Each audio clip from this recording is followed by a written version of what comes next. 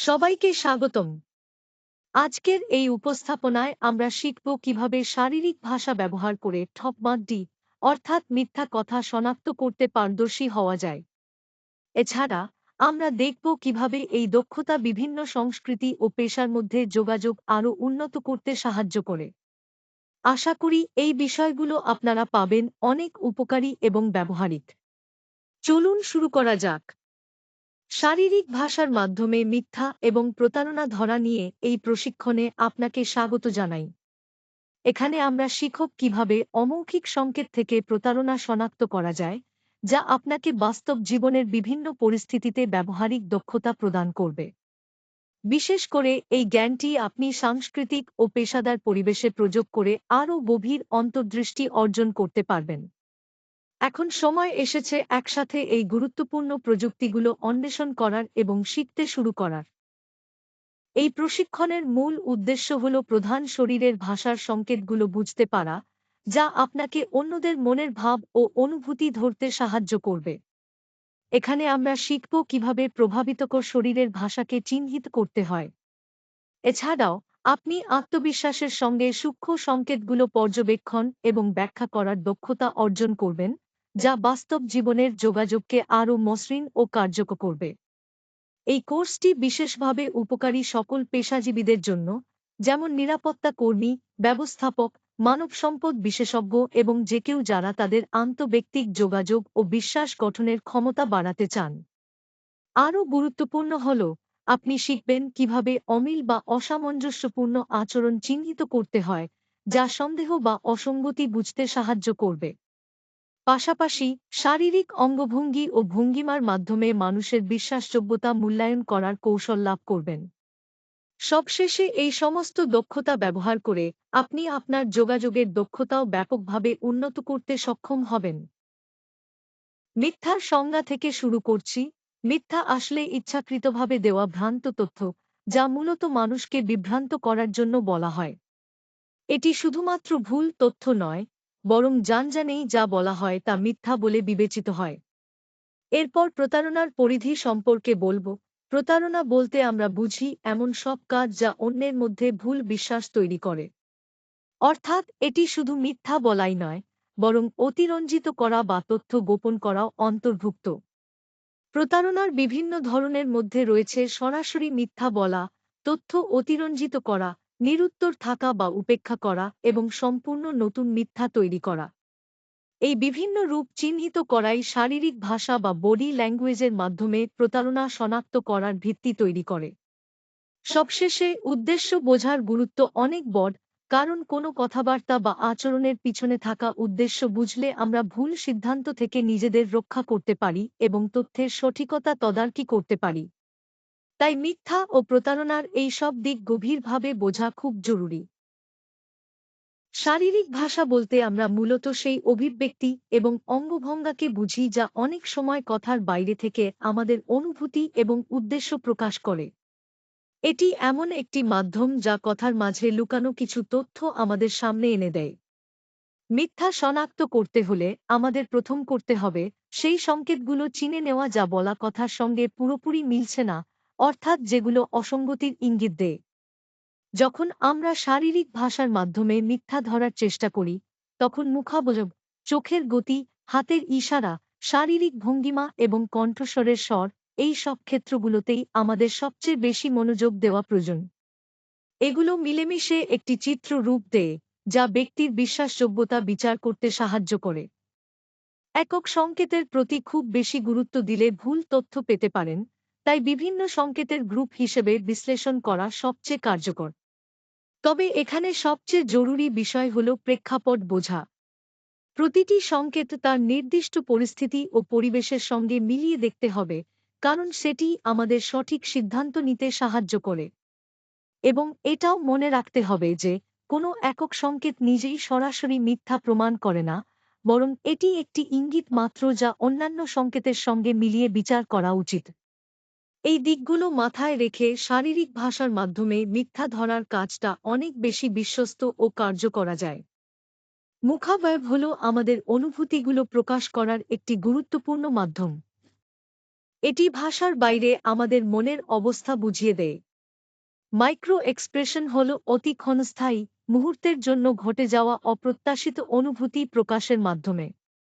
এগুলো সাধারণত 1 সেকেন্ডের কম সময় স্থায়ী হয়, তাই শনাক্ত করা সহজ নয়। মাইক্রো এক্সপ্রেশন অনেক সময় আমাদের আসল অনুভূতিগুলো প্রকাশ করে, যা বলা কথার সঙ্গে মিল নাও থাকতে পারে।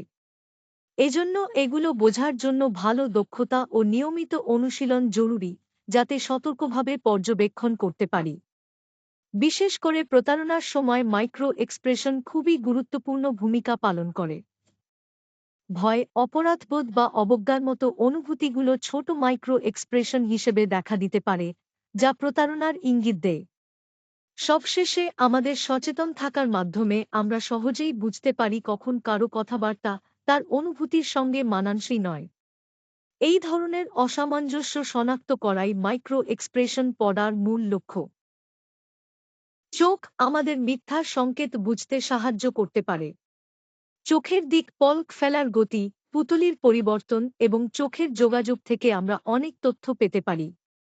কিন্তু এখানে একটি গুরুত্বপূর্ণ ব্যাপার হল সাধারণ ভুল ধারণা থেকে সরে আসা, যেমন সবাই ভাবেন যে চোখ সরানো মানেই মিথ্যা বলা, যা সবসময় সত্য নয়। এর পরিবর্তে আমাদের মনোযোগ দিতে হবে মৌলিক আচরণের পরিবর্তনগুলোর দিকে, কারণ এসব ছোটখাটো পরিবর্তন বেশি ইঙ্গিত দেয়। উদাহরণস্বরূপ, বেশি পলক ফেলা বা পুতলি বড় হওয়া মানসিক চাপ বা কগনিটিভ লোড বাড়ার লক্ষণ, যা মিথ্যার সঙ্গে জড়িত থাকতে পারে।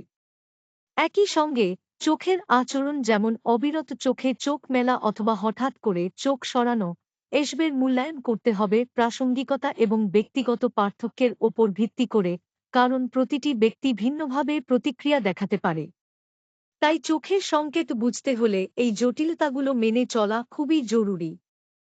হাতের ভঙ্গিমা অনেক সময় হাতেকলমে মিথ্যা বলার চেষ্টার নানান সংকেত দিতে পারে।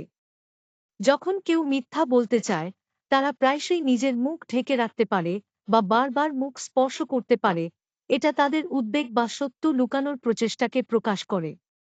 মিথ্যার সময় তারা সাধারণত কম ভঙ্গিমা ব্যবহার করে, কারণ তারা শরীরের ভাষাকে নিয়ন্ত্রণ করার চেষ্টা করে।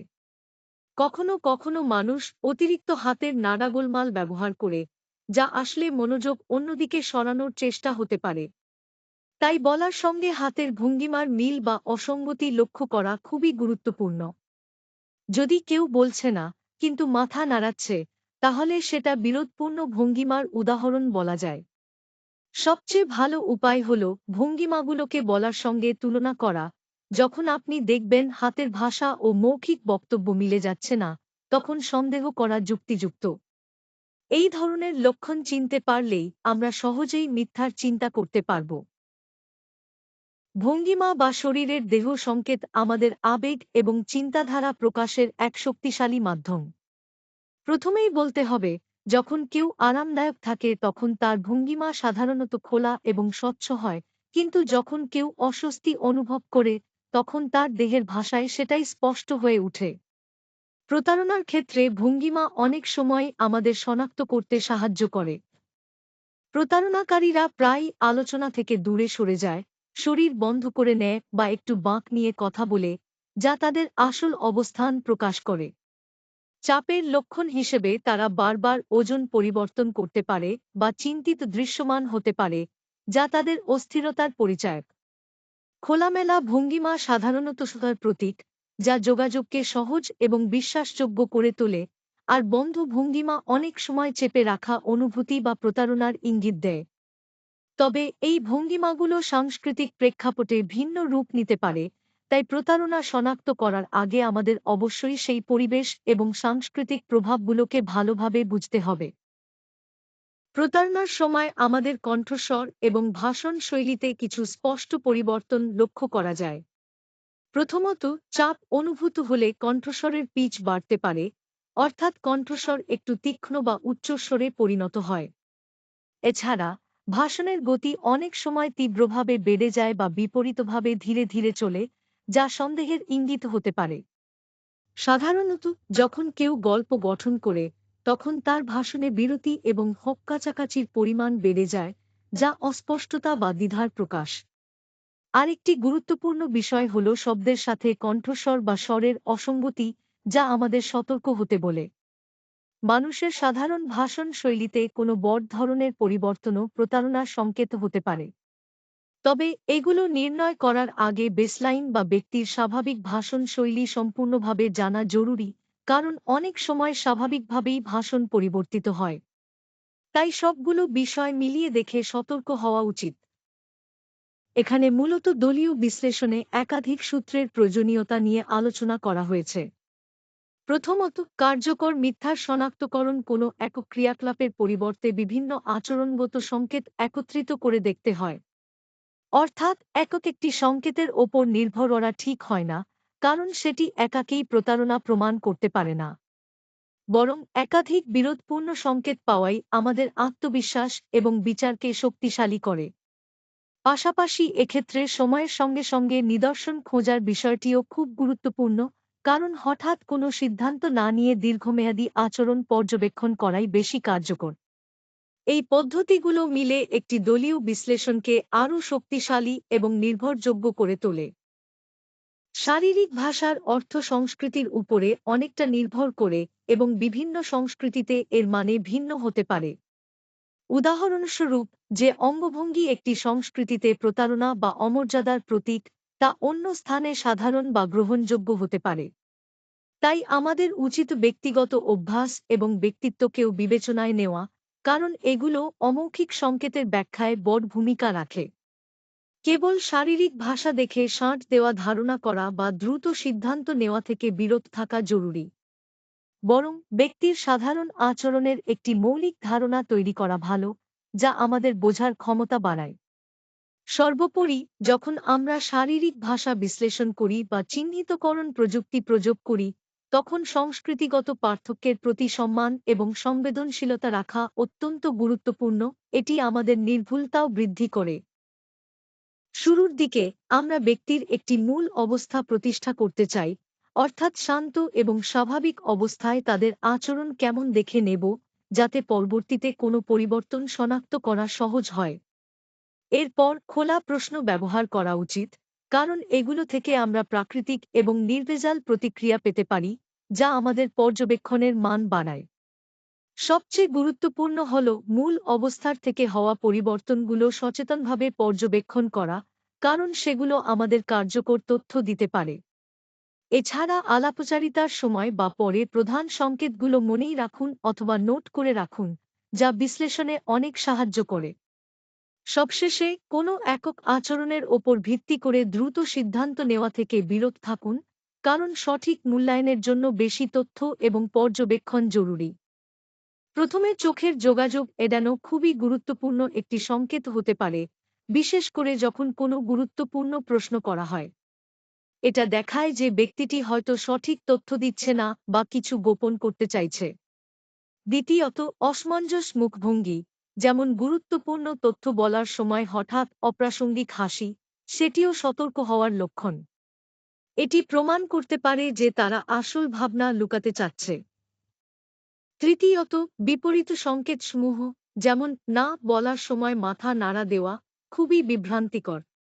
এগুলো বোঝায় যে ব্যক্তি তাদের বক্তব্যের সাথে পুরোপুরি সতেজ নয় এবং আরও খোঁজার প্রয়োজন। সবশেষে, হঠাৎ অভিব্যক্তির পরিবর্তন এবং অস্থিরতা, যেমন কোনো বিষয়ে আলোচনা শুরু হলে হঠাৎ করে অস্বস্তি প্রকাশ করা বা সরাসরি উত্তর এড়িয়ে আঙুল নাড়া দেওয়া, এগুলোও গুরুত্বপূর্ণ সংকেত। বিশেষ করে যেমন কোনো চাকরির প্রার্থী এই ধরনের আচরণ দেখায়, সেখানে আরও গভীর অনুসন্ধান জরুরি। এই সব সংকেত চিনে নেওয়াই আমাদেরকে পরবর্তী প্রশ্নগুলি ঠিকভাবে নির্ধারণে সাহায্য করে এবং সহজেই প্রতারণার স্পষ্ট চিহ্নগুলো ধরতে পারে। প্রথমে, শারীরিক ভাষার পর্যবেক্ষণ প্রতারণা শনাক্তকরণে খুবই শক্তিশালী একটি উপায়। আমাদের শরীরের ভাষা অনেক সময় সত্যিকারের মনোভাব প্রকাশ করে, যা কথা থেকে বোঝা যায় না। কিন্তু শুধু শারীরিক ভাষার উপর নির্ভর করলেই চলবে না। এখন প্রযুক্তিগত সরঞ্জামের কথায় আসি। যেমন কণ্ঠস্বর চাপ বিশ্লেষক এবং মুখের অভিব্যক্তি শনাক্ত করার সফটওয়্যার আজকাল সহজলভ্য এবং এগুলো অনেক ক্ষেত্রে সাহায্য করতে পারে। এই ধরনের প্রযুক্তি আমাদের প্রক্রিয়াকে আরও নিখুঁত এবং তথ্যভিত্তিক করে তোলে। তবে এটি মনে রাখতে হবে যে প্রযুক্তি কখনোই মানবিক সিদ্ধান্তকে পুরোপুরি প্রতিস্থাপন করতে পারে না, বরং এটি একটি সহায়ক হিসেবেই ব্যবহার করা উচিত, যা আমাদের বিচার শক্তিকে আরও উন্নত করতে সাহায্য করে। সবচেয়ে গুরুত্বপূর্ণ হল প্রযুক্তি যত্ন ও নৈতিকতার সঙ্গে ব্যবহার করা।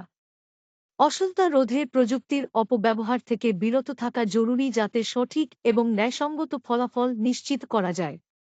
আরেকটি বিষয় হল, প্রযুক্তি আমাদের গভীর ব্যক্তিগত পর্যবেক্ষণ এবং প্রশ্ন করার সামর্থ্যকে বাড়িয়ে দেয়। তাই এটি একটি সহায়ক হাতিয়ার হিসেবে ব্যবহার করা উচিত, শুধুমাত্র নির্ভর করার জন্য নয়। সবশেষে, গ্যাজেট বা প্রযুক্তির উপর অতিরিক্ত নির্ভরতার থেকে বিরত থাকা উচিত। সিদ্ধান্ত নেওয়ার সময় সবসময় প্রায়োগিক বিশ্লেষণ করে নিশ্চিতকরণ করা প্রয়োজন। এতে করে ভুল সিদ্ধান্ত নেওয়ার সম্ভাবনা অনেক কমে যায়। প্রথমত, গোপনীয়তার সম্মান করা অত্যন্ত জরুরি। আমরা কখনোই যথেষ্ট প্রমাণ ছাড়া কাউকে অভিযোগ করা উচিত না, কারণ এটি ব্যক্তির সম্মান ক্ষুণ্ণ করতে পারে। দ্বিতীয়ত, যেসব প্রযুক্তি আমরা প্রতারণা শনাক্তের জন্য ব্যবহার করি, তার অশুদ্ধ ব্যবহার হতে পারে গুরুতর সমস্যার কারণ। যেমন এটি বিশ্বাস ও সম্পর্কের ওপর নেতিবাচক প্রভাব ফেলতে পারে।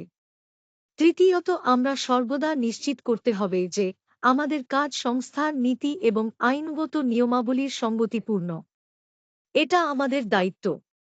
চতুর্থ, পর্যবেক্ষণের ক্ষেত্রে আমরা অবশ্যই দায়িত্বশীল হতে পারি।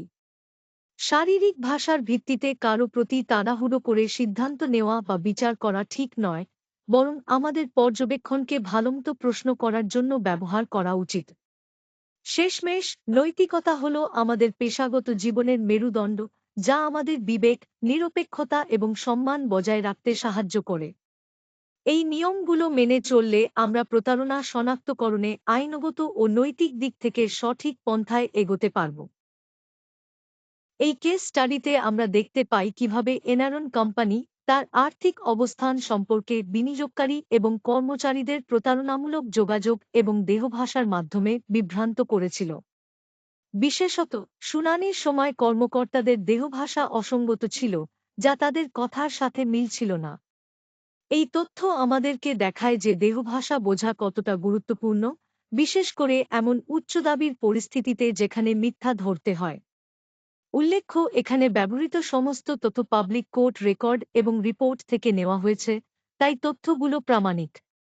এই কেসটি দেহভাষার গুরুত্ব এবং সঠিক সংবেদনশীলতার প্রয়োজনীয়তার উপর জোর দিয়ে আমাদের মিথ্যা শনাক্তকরণের দক্ষতা বাড়াতে সাহায্য করে। নোকিয়া নির্বাহীরা যখন গুরুত্বপূর্ণ মূল্য আলোচনা করছিলেন, তখন তাদের শরীরের ভাষা অস্বস্তি এবং প্রতিরক্ষার সূক্ষ্ম সংকেত প্রকাশ করছিল। যদিও তাঁদের কথায় আত্মবিশ্বাস দেখা গেল, পর্যবেক্ষকরা চাপের স্পষ্ট ইঙ্গিত শনাক্ত করতে সক্ষম হয়েছেন। এসব সূক্ষ্ম সংকেত মূল্য আলোচনা ও চুক্তির ফাইনাল আকারকে সরাসরি প্রভাবিত করেছে। এখান থেকে আমরা দেখতে পাই যে বহুজাতিক ব্যবসায়ে সাংস্কৃতিক সংবেদনশীলতা কতটা গুরুত্বপূর্ণ এবং সতর্ক পর্যালোচনায় সঠিক সিদ্ধান্ত গ্রহণে সাহায্য করে। এই তথ্যগুলো এসেছে সরকারি ব্যবসায়িক রিপোর্ট থেকে, যা আমাদের বিশ্লেষণে আরও বিশ্বাসযোগ্যতা যোগ করে।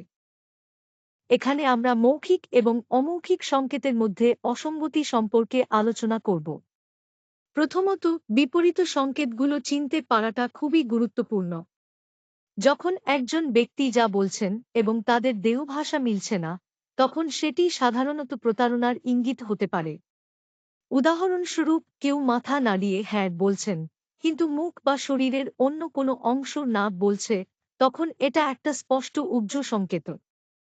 তাছাড়া, অমিল সংকেতগুলো বিশেষ করে বিতর্কের সময় খুবই বেশি দেখা যায়, তাই সেগুলো মনোযোগ সহকারে শনাক্ত করতে হবে। তবে একটা বিষয় মনে রাখতে হবে, কখনো কখনো এই অসঙ্গতিগুলো কেবল নার্ভাসনেস বা অভ্যাসের কারণে হতে পারে। তাই তাড়াহুড়ো করে মিথ্যা ধরে নেওয়ার পরিবর্তে প্রশ্ন জিজ্ঞাসা করে এবং গভীরভাবে নিরীক্ষণ করে সত্যটা খোঁজার চেষ্টা করাই বুদ্ধিমানের কাজ। প্রথম ধাপে আমি বলব, খোলা প্রশ্ন করা খুবই গুরুত্বপূর্ণ। এমন প্রশ্ন করতে হবে যা মানুষকে শুধু হ্যাঁ বা না বলার বাইরে বিস্তারিত উত্তর দিতে উদ্বুদ্ধ করে। এতে কথোপকথন গভীর হয় এবং আমরা প্রকৃত তথ্য পেয়ে থাকি। এরপর বিরতির সঠিক ব্যবহার শেখা দরকার। কোনো প্রশ্নের পর একটু থেমে থাকুন, এতে ভাবনার জন্য সময় পাওয়া যায় এবং উত্তর আরও প্রকৃত হয়। তৃতীয় ধাপে আমি বলব আবেগগতভাবে জড়িত প্রশ্ন তৈরি করতে হবে। এমন প্রশ্ন যা সংবেদনশীল প্রতিক্রিয়া সৃষ্টি করে, তা আমাদের আরও স্পষ্ট ধারণা দেয়। চতুর্থ ধাপে মৌখিক এবং অমৌখিক সংকেত মিলিয়ে পর্যবেক্ষণ করতে হয়। কথা এবং শরীরের ভাষার মিল খুঁজে বের করলে প্রতারণা ধরতে অনেক সুবিধা হয়। সবশেষে সক্রিয়ভাবে শুনতে হবে এবং প্রাসঙ্গিক ফলো আপ করা উচিত। এতে প্রতিক্রিয়া বিশ্লেষণের সঠিকতা বাড়ে এবং আপনি আরও নিশ্চিত হতে পারেন যে তথ্যটি সঠিক। এই ধাপগুলো মেনে চললে শারীরিক ভাষার পর্যবেক্ষণ এবং প্রশ্ন করার দক্ষতা অনেক উন্নত হবে।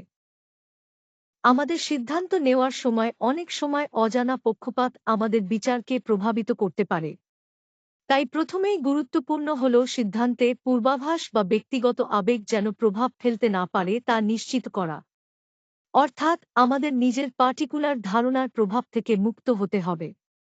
পাশাপাশি নিজের পক্ষপাতগুলো চিনতে শেখা খুব জরুরি। যখন মূল্যায়ন করি তখন সচেতনভাবে নিজেকে যাচাই করে দেখতে হবে কোন কোন দিক থেকে আমরা পক্ষপাতপূর্ণ হতে পারি। এছাড়া দৃশ্যমান তথ্য এবং আচরণগত পরিবর্তনগুলির প্রতি মনোযোগ দেওয়াও খুব জরুরি, কারণ এগুলো আমাদের বাস্তব অবস্থা সম্পর্কে পরিষ্কার ধারণা দেয়। পাশাপাশি সবাইকে মূল্যায়ন করার সময় সঙ্গতিপূর্ণ এবং নিরপেক্ষ পদ্ধতি যতটা সম্ভব ব্যবহার করে ঐক্যবদ্ধ মূল্যায়ন করা উচিত। সবশেষে বস্তুনিষ্ঠতা বজায় রাখলে আমাদের সিদ্ধান্তের মান অনেক বৃদ্ধি পায় এবং অন্যদের কাছে আমাদের বিশ্বাসযোগ্যতা বাড়ে, যা দীর্ঘমেয়াদে খুবই গুরুত্বপূর্ণ। তাই এই সব পয়েন্টগুলো মাথায় রেখে আমাদের উচিত পক্ষপাত থেকে মুক্ত থেকে বস্তুনিষ্ঠ ও নিরপেক্ষ সিদ্ধান্ত নেওয়া।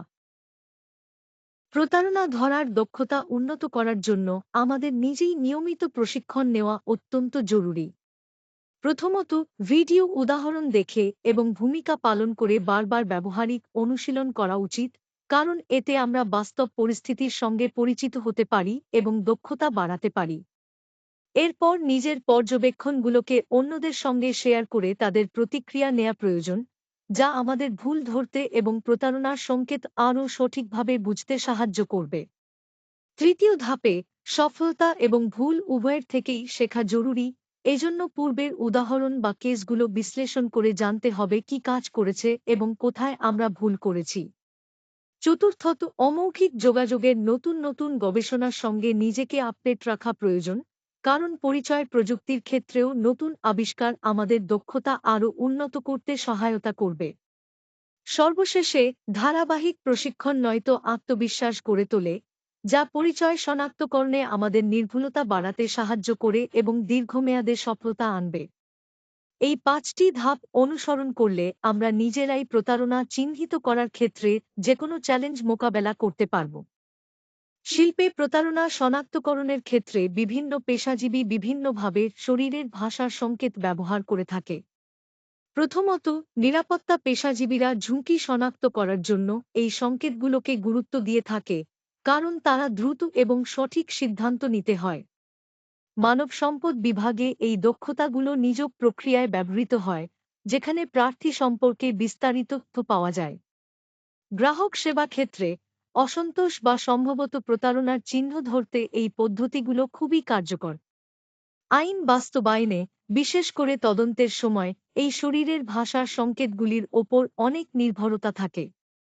সব মিলিয়ে বিভিন্ন পেশার এই ব্যবহার শিল্পের মধ্যে শরীরের ভাষার ব্যাপক ও মূল্যবান ভূমিকা তুলে ধরে। শারীরিক ভাষা এবং প্রতারণা সম্পর্কে অনেক সাধারণ ভুল ধারণা প্রচলিত আছে। যেমন অনেকেই মনে করেন চোখের যোগাযোগ এড়ানো মানেই কেউ মিথ্যা বলছে, কিংবা হাত সাঁটা থাকা মানে ওই ব্যক্তি প্রতারণার জন্য দায়ী। কিন্তু এই বিশ্বাসগুলো সবসময় সঠিক হয় না। এগুলো মূলত স্টেরিওটাইপ বা নির্দিষ্ট ধরনের ভুল ধারণার উদাহরণ, যা আমাদের বিচারকে প্রভাবিত করে। এখানে সবচেয়ে গুরুত্বপূর্ণ হল পরিস্থিতি এবং সূক্ষ্মতা বুঝতে পারা। প্রতিটি ব্যক্তির শারীরিক ভাষা ভিন্ন হতে পারে, এবং একই আচরণ সব জায়গায় এক অর্থ বহন নাও করতে পারে। তাই এই যেসব স্টেরিওটাইপ ফাঁদ থেকে মুক্ত থাকতে হলে আমাদের অবশ্যই পরিস্থিতি ভালোভাবে বিশ্লেষণ করতে হবে। মিথ শনাক্ত করার ক্ষেত্রে অনুমানের বদলে প্রমাণের ওপর বিশ্বাস করা উচিত।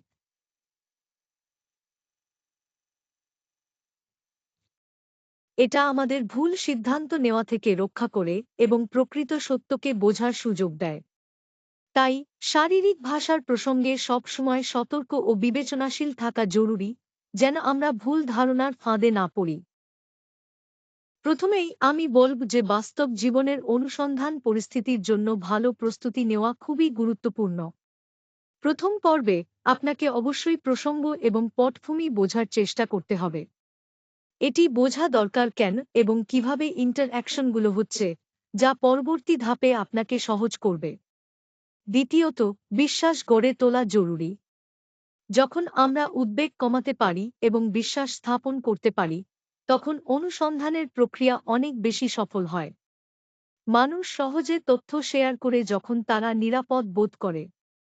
এরপর মূল আচরণগুলো মনোযোগ দিয়ে লক্ষ্য করা আবশ্যক। এই পর্যায়ে আমরা লক্ষ্য করি ব্যক্তির প্রতিক্রিয়া, শরীরের ভাষা এবং অন্যান্য সূক্ষ্ম ইঙ্গিত যা সত্যিকার অবস্থা সম্পর্কে অনেক কিছু বলে দিতে পারে। চতুর্থ পর্বে আমাদের নিজের দৃষ্টিকোণকে মানিয়ে নিতে হয়।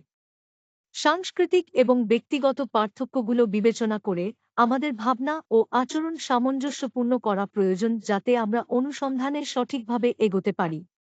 সবশেষে স্পষ্ট অনুসন্ধানের লক্ষ্য নির্ধারণ করা অত্যন্ত গুরুত্বপূর্ণ। যেটা আপনি জানতে চান বা বুঝতে চান, সেটার জন্য পরিষ্কার উদ্দেশ্য থাকা দরকার।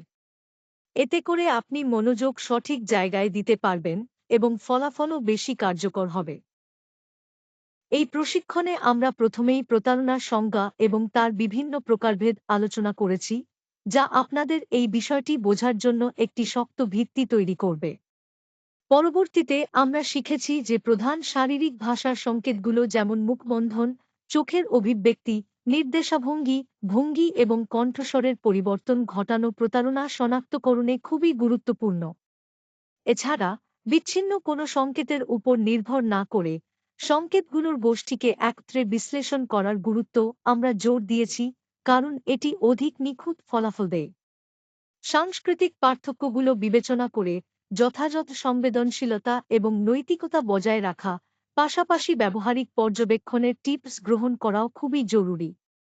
সবশেষে আমরা বাস্তব জীবনের বিভিন্ন কেস স্টাডির মাধ্যমে এই ধারণাগুলো কিভাবে প্রয়োগ করা যায় তা দেখেছি, যা আপনাদের শনাক্তকরণ দক্ষতা আরও বাড়াতে সাহায্য করবে। এই সমস্ত তথ্যাবলী আপনার ব্যক্তিগত ও পেশাগত জীবনে অত্যন্ত গুরুত্বপূর্ণ ভূমিকা পালন করবে। আপনাদের সবাইকে ধন্যবাদ আমাদের সঙ্গে থাকার জন্য। যদি কোন প্রশ্ন থাকে, তাহলে আমি সেগুলো উত্তর দিতে প্রস্তুত আছি। আপনার মূল্যবান সময় দেওয়ার জন্য আবারও ধন্যবাদ। এখানে আমি যে তথ্যসূত্রগুলো ব্যবহার করেছি তা তুলে ধরে বলতে চাই। প্রথমত, পল একম্যানের লেখাটি মিথ্যা বলা সম্পর্কে খুবই গুরুত্বপূর্ণ।